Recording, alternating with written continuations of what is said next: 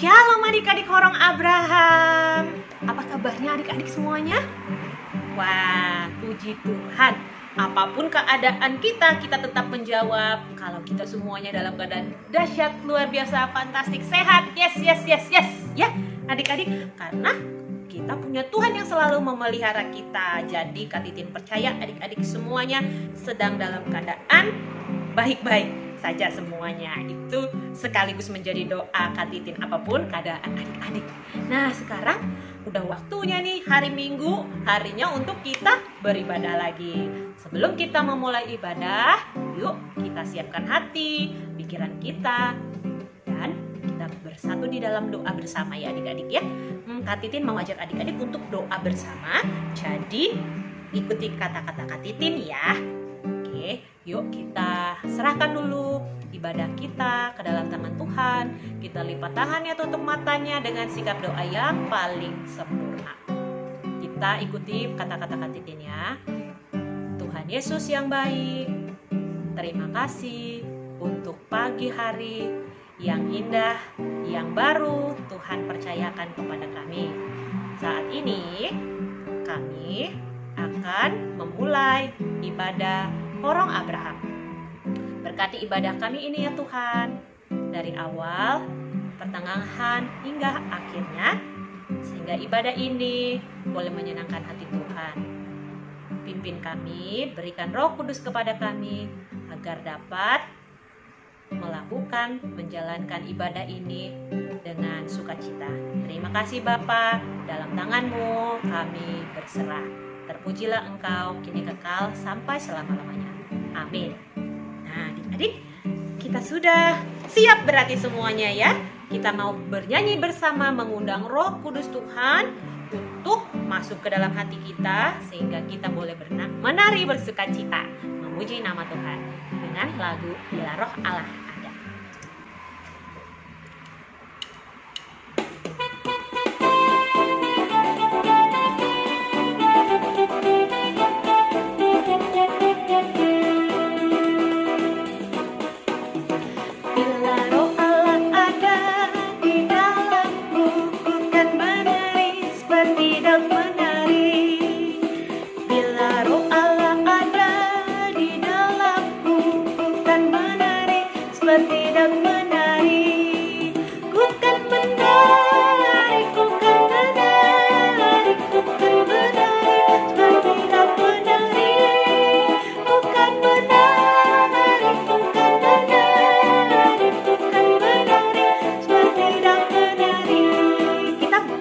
Bersama ya di tempatnya masing-masing. Karena menari Batak tuh seperti tortor ini ya, boleh menortor. Bila Roh Allah ada di dalamku, bukan menari seperti dak menari. Bila Roh Allah ada di dalamku, bukan menari seperti dak menari. Bukan menari.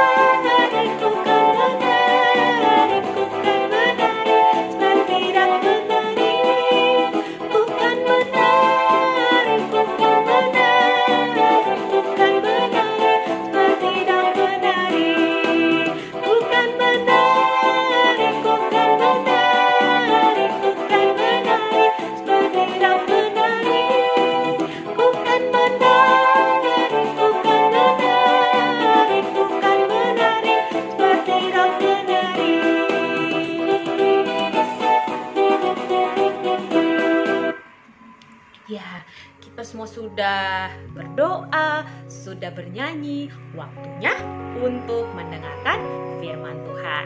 Adik-adik sudah siap belum dengan hal yang paling utama ketika ibadah selain hati pikiran? Siapkan Alkitab.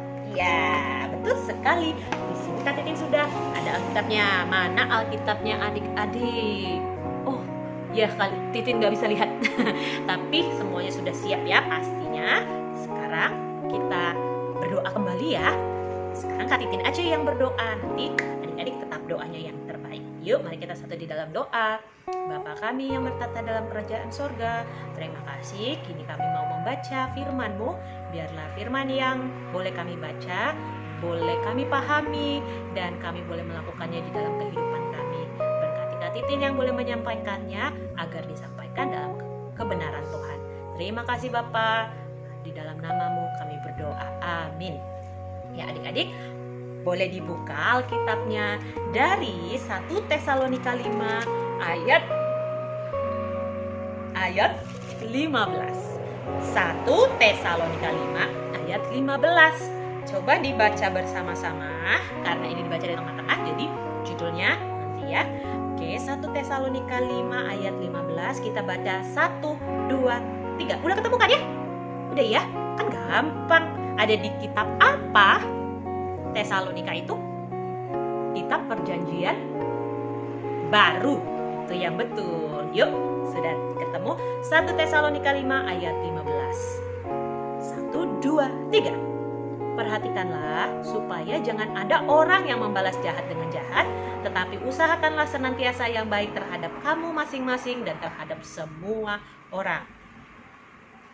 Kita baca sekali lagi 1 Tesalonika 5 ayat 15. Perhatikanlah supaya jangan ada orang yang membalas jahat dengan jahat, tetapi usahakanlah senantiasa yang baik terhadap kamu dan masing-masing.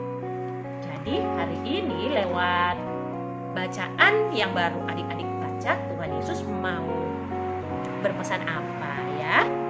Nah, adik-adik, sebelum sampai kepada pesannya, Kak Titin mau kasih tahu. Jadi ini kitab Tesalonika ini, ada yang tahu nggak sih ditulis oleh siapa? Ya benar, ini firman Tuhan ditulis oleh Tuhan. Tapi pada zaman dahulu ada beberapa kitab yang ditulis oleh rasul-rasul atau oleh murid-murid Tuhan Yesus. Seperti di Tesalonika ini. Coba adik-adik lihat di 1 Tesalonika 1. Paling depan kalau adik-adik lihat di Alkitab, dituliskan bahwa ini adalah surat Paulus yang pertama kepada jemaat di Tesalonika. Jadi, zaman dulu ada sebuah tempat daerah yang namanya Tesalonika. Sama kayak Cinere, sama kayak ya sebuah tempat. Nah, waktu itu Paulus menulis surat kepada jemaat di Tesalonika. Nah, kenapa dia harus nulis surat? Biasanya adik-adik surat itu kenapa nggak langsung ya? Kan kalau surat berarti kan jaraknya terpisah dong ya, antara yang kirim surat sama yang nerima. Kenapa Paulus harus mengirim surat kepada jemaat Tesalonika? Jadi sejarahnya dulu adik-adik Paulus sempat tinggal di Tesalonika bersama jemaat Tesalonika.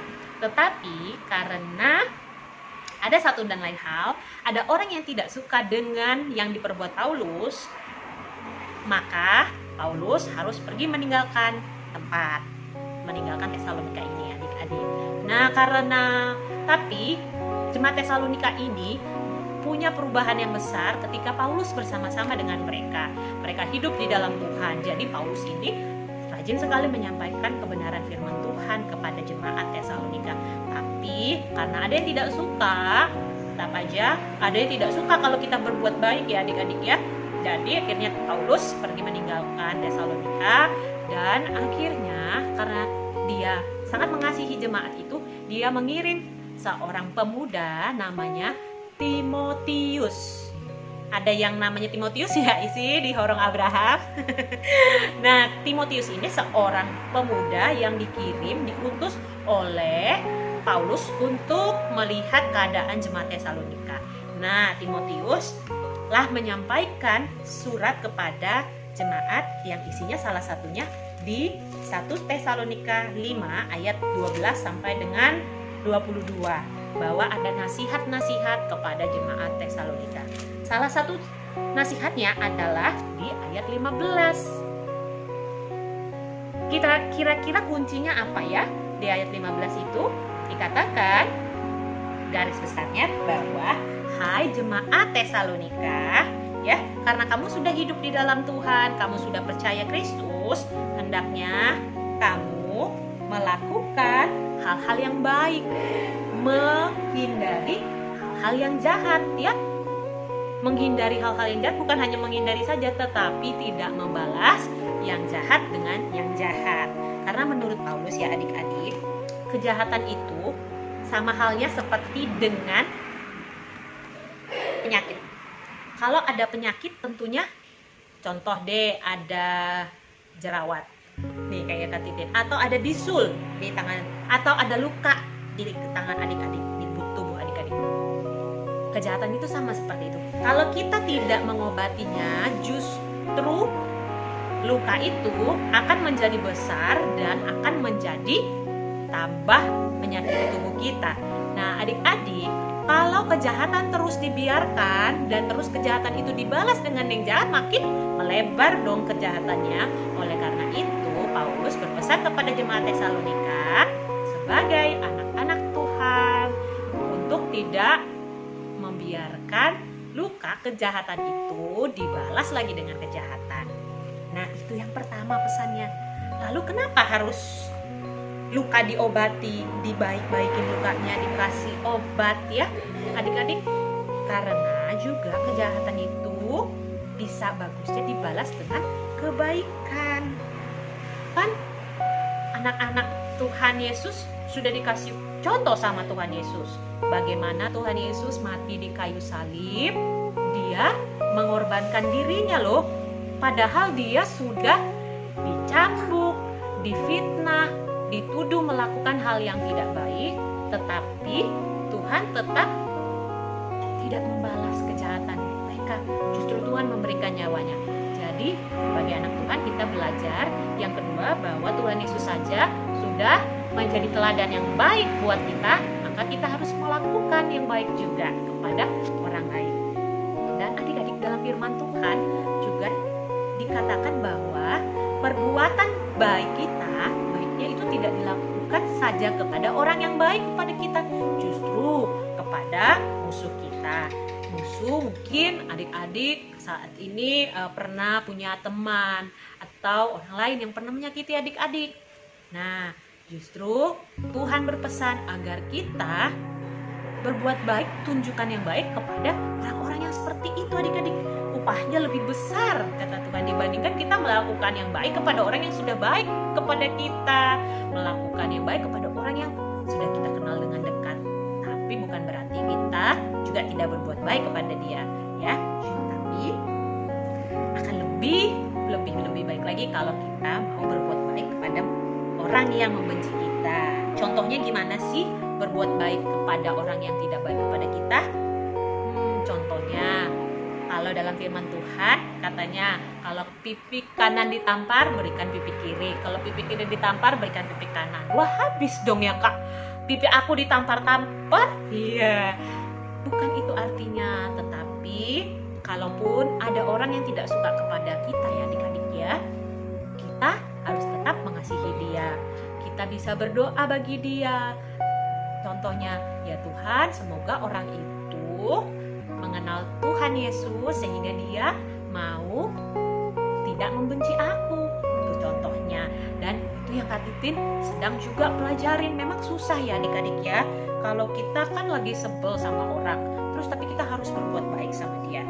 Ya, tapi oleh karena itu kita membutuhkan campur tangan Tuhan. Setiap hari kita harus rajin berdoa, terus bersyukur dan bersukacita, karena dengan begitu Tuhan akan membantu kita untuk tetap melakukan yang baik.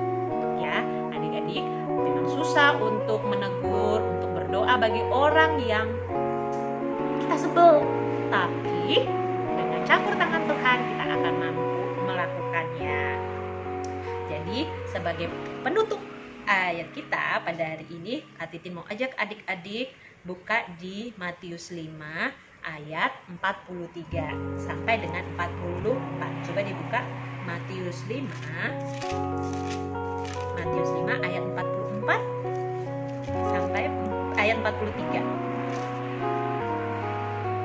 Matius 5 ayat 43 sampai 44 ya. Sudah ketemu? Kak Titin bacakan ya buat adik-adik, boleh bersama-sama juga membaca. Yuk, Matius 5 ayat 43 sampai 44. Kamu telah mendengar firman, kasihilah sesama manusia dan bencilah musuhmu. Tetapi aku berkata kepadamu, akunya huruf besar, berarti itu firman Tuhan, bahwa kasihilah musuhmu dan berdoalah bagi mereka yang menganiaya kamu. Ayat 45 lanjutkan dulu. Karena dengan demikianlah kamu menjadi anak Bapamu di sorga, yang menerbitkan matahari bagi orang yang jahat dan orang yang baik, dan menurunkan hujan bagi orang yang benar dan orang yang tidak benar. Apabila kamu mengasihi orang yang mengasihi kamu, apakah upahmu? Bukankah pemungut cukai juga berbuat demikian? Dan apabila kamu hanya memberi salam kepada saudara-saudaramu saja, apakah lebihnya daripada perbuatan orang lain? Bukankah orang yang tidak mengenal Allah pun berbuat demikian? Nah, jadi adik-adik, tadi kan firman-Nya bahwa kita berdoa mengasihi orang-orang yang membenci kita ataupun yang kita tidak sukai dan kita benci. Berdoa bagi mereka sehingga begitulah anak-anak Tuhan. Kan kita sudah menyebut diri kita anak Tuhan Yesus, anak HKBP Cinere, anak Orang Abraham. Berarti kita harus menjauhi yang jahat, melakukan yang baik. Oke adik-adik, demikian firman Tuhan. Semoga adik-adik semuanya adalah anak yang baik. Kak Titin percaya anak-anak yang akan mengasihi sesama semua orang. Oke, mari sekarang waktunya Kak Titin untuk kasih aktivitas buat adik-adik. Aktivitas minggu ini membuat pohon kebaikan. Contohnya seperti ini. Adik-adik boleh berkreasi. Artinya nanti di dalam pohon itu adik-adik tuliskan sifat-sifat, sikap-sikap yang menjadi contoh anak baik. Nah, ini contohnya dari Kak Titin, pohon kebaikannya. Nah, adik-adik boleh berkreasi sendiri ya aktivitasnya pohon kebaikan. Nah, adik-adik, sekarang waktunya untuk kita bersama-sama mengumpulkan persembahan kembali. Adik-adik boleh menyerahkannya langsung lewat Papa dan Mama, ataupun biasa ya, transfer ke rekening HKBP Cinere langsung lewat transfer ataupun lewat scan barcode berikut ini. Sambil kita menyanyikan lagu Betapa Baiknya Engkau Tuhan.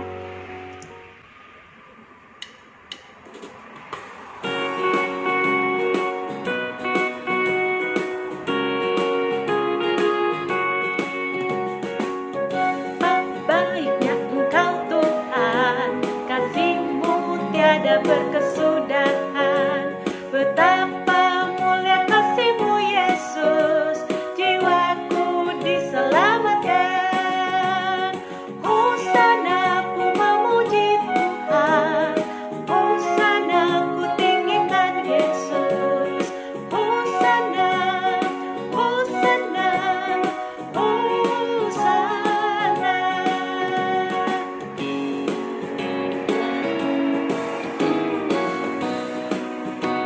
Karena Tuhan Yesus sudah baik, maka adik-adik pun harus berbuat yang baik ya. Kita nyanyi lagunya sekali lagi.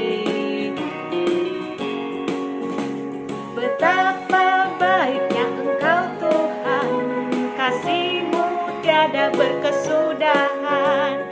Betapa mulia nama-Mu Yesus, aku diselamatkan.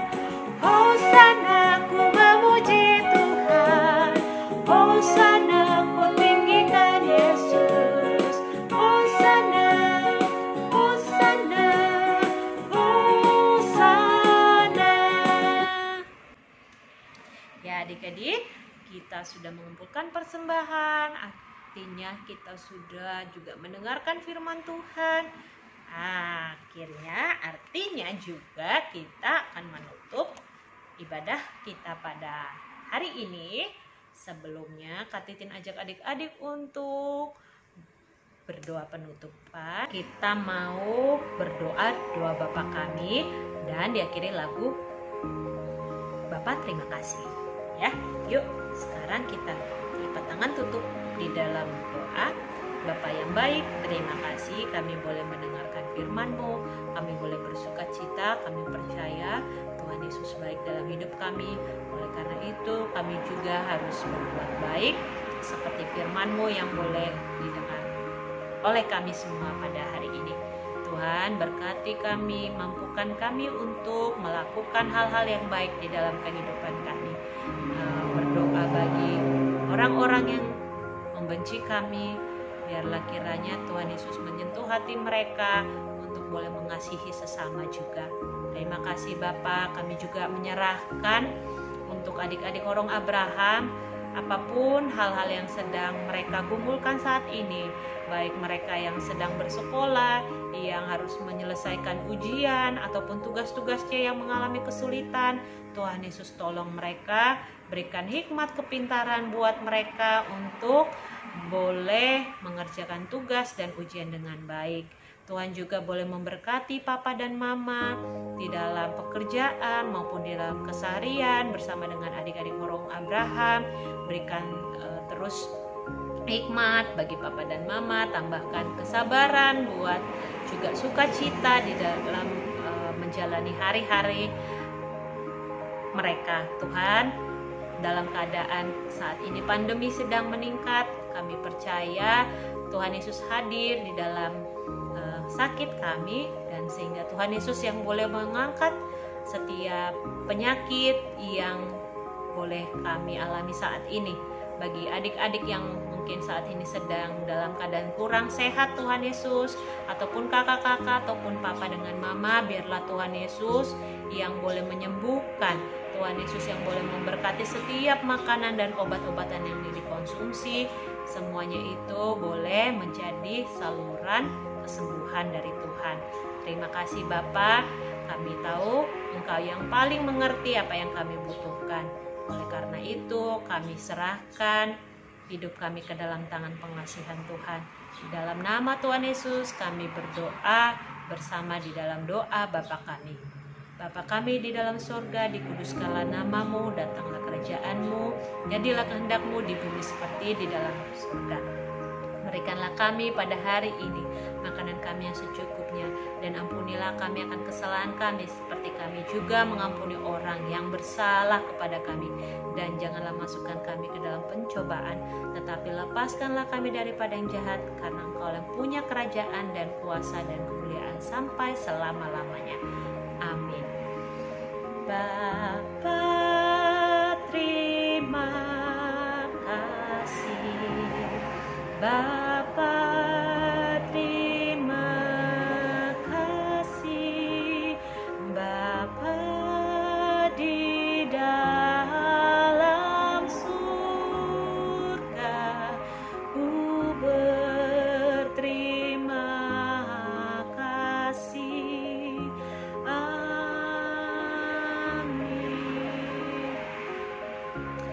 Ya, adik-adik kita sudah selesai ibadahnya. Selamat hari Minggu, selamat menjadi anak-anak yang baik. Tuhan Yesus memberkati. Shalom adik-adik.